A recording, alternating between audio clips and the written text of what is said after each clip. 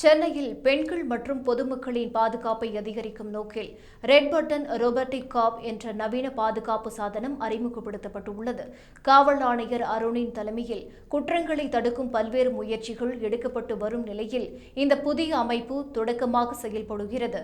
இந்த சாதனம் 24 மணி நேரமும் 360 டிகிரி சுற்றளவில் கண்காணிக்கும் திறன் கொண்ட நவீன கேமராக்களை உடையதாகும். நேரடி காணொளி பதிவு, குரல் உரையாடல் வசதி, அவசர கால எச்சரிக்கை ஒலி, உயர்தர வீடியோ மற்றும் மைக்ரோஃபோன் வசதிகள் இதில் இணைக்கப்பட்டுள்ளன.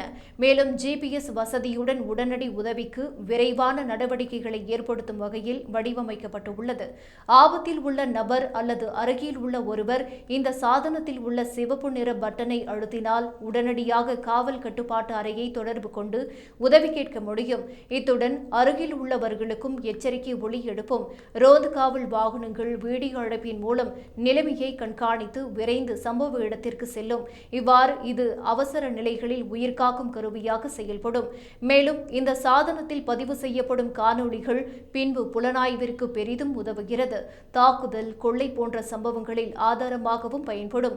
முதல் கட்டமாக சென்னையின் ரயில் நிலையங்கள், பேருந்து நிலையங்கள், வணிக வளாகங்கள், வழிபாட்டு தலங்கள், கல்வி நிறுவனங்கள், தொழிற்சாலைகள், IT பூங்காக்கள், மருத்துவமனைகள் போன்ற 200 இடங்களில் இந்த சாதனங்கள் நிறுவப்பட இருக்கின்றன. ஜூன் மாதம் முதல் இந்த சாதனத்தை அமைக்கும் பணிகள் தொடங்கும் என்று அதிகாரிகள் தெரிவித்துள்ளனர்.